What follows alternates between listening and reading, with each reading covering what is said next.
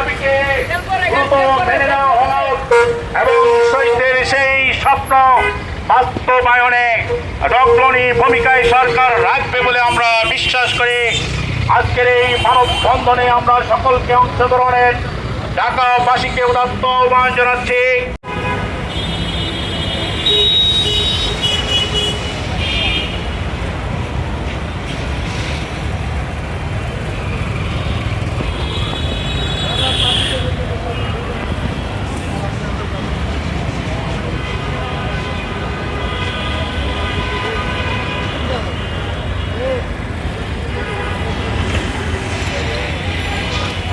সামনে তুলে ধরতে চাই আগামী নির্বাচনে যাতে তাদের ভোটের মাধ্যমে এর পক্ষে পুনরায় দিবে।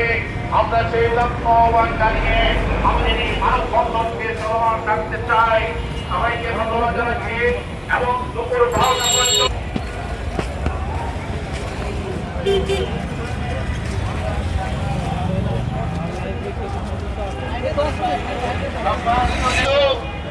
আজকে এই মানববন্ধনে